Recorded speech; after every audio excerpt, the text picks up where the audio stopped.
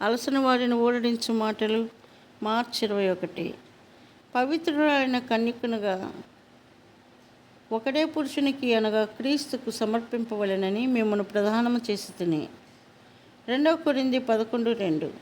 మనం తిరిగి జన్మించినప్పుడు గొర్రెపిల్ల రక్తం ద్వారానే మన పాపములు క్షమించబడి కడుగబడును. గొర్రెపిల్ల రక్తం ద్వారానే అనుదినము మనకు అంటిన అపవిత్రత నుండి శుద్ధి చేయబడగలము. సాతాను ఎడతెగక ఏదో ఒక పాపమును మన జీవితంలోనికి తీసుకుని వచ్చుచుండును. ఎందుకనగా మనము శరీరంలో ఉన్నంతకాలము మన ప్రాచీన స్వభావము మనలో ఉండును. ఈ భూమి మీద మనము పరిపూర్ణము కాలేము. రోమా 6వ అధ్యాయం ప్రకారము ప్రాచీన పురుషుడిగా పిలువబడు మన ప్రాచీన స్వభావములో మరలా అపవిత్రపరచబడు పరిస్థితి కలదు. కానీ మనం ఎడతెగక ఆ అపవిత్రత నుండి కడుగబడుచునున్నవలెను. మానవ ప్రయత్నముల ద్వారా దుష్ట తలంపులు స్వాధీనపరచబడలేవు. ప్రార్థనలో నీవు కన్నులు మూసుకొనినను అపవిత్రమైన తలంపులు వచ్చుట గమనించగలవు. ప్రార్థన ఆరాధన సమయంలో నీవు అట్టి తలంపులు నీలో ప్రవేశించుట కనుగొందువు. లేక రాత్రి ప్రశాంతముగానున్న సమయంలో అట్టి తలంపులు వచ్చును. అపవిత్రతను కలిగించు కొన్ని విషయములు మనం వినుచుందుము.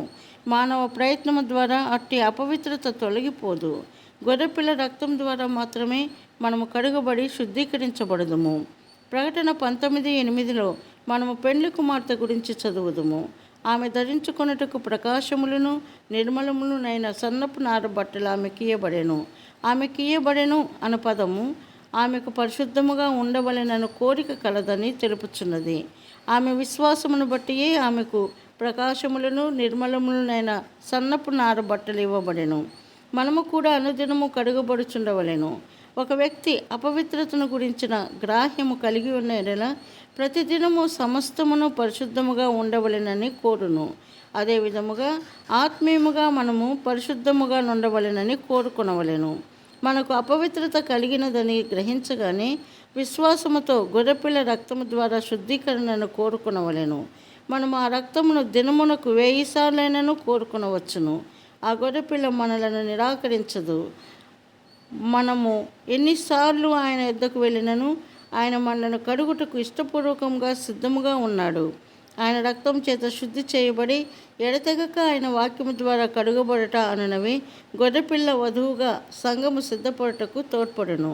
2 కొరింథీ 11:2-3 వచనములలో విశ్వాసులను పవిత్రురాలైన కన్యకగా ప్రభువైన యేసుక్రీస్తుకు సమర్పించుటను గూర్చి పౌలు చెప్పుచున్నాడు. భార్య యొక్క అపనమ్మకత్వపు ఒక్క తలంపు భర్తకు ఎంత బాధ కలిగించును. ఆ విధముగా మనము ఏ మచ్చ లేకుండా ప్రభువుకు సమర్పించబడినట్లు సిద్ధపరచబడవలెను. ఆయన దగ్గరకు వచ్చిన తరువాత మనము అపవాదికి కానీ వాని అనుచరులకు కానీ కొద్ది స్థలమిచ్చుటకైనను అనుమతించకూడదు. అంతేగాక చిన్న అపవిత్రత కూడా మనలో ఉండకుండా చూచుకొనవలెను. మనను కడిగి పరిశుద్ధముగా నుంచుటకు మన ప్రభు సమృద్ధి అయిన ఏర్పాటును చేసి ఉన్నాడు. మనము మన గుడ్డితనము చేత కడుగబడుటకు నిరాకరించిన ఎడల ఆయనలో మనకు పాలు ఉండదు. యోహాను 13:8. ఒక విశ్వాసి ఏ అపవిత్రత విషయమైనను చాలా జాగ్రత్తగా ఉండవలెను. అపవాది అపవిత్రతను కలిగించుటకు మరలా ప్రయత్నించును. కానీ మనము ఆయన రక్తం ద్వారా శుద్ధీకరణను కోరుకొనవలెను. ఒక తప్పుడు సంఘము ఒక వేశ్యతో పాపములో జీవించు స్త్రీతో పోల్చబడినది. తప్పుడు సంఘములోని ఆచారములు ధూపము వేయుట, విగ్రహారాధన చేయుట, ఆత్మీయ వ్యభిచారం అనుట సరికదా? వారి భవనములన్నీ వీటితో నిండియుండును. వీటి ద్వారా ఇంకను వివిధములైన ఆచారములు, కట్టడలు, అలవాట్ల ద్వారా ఆత్మీయ వ్యభిచారము అనుదినము జరుగుతూనే ఉన్నది.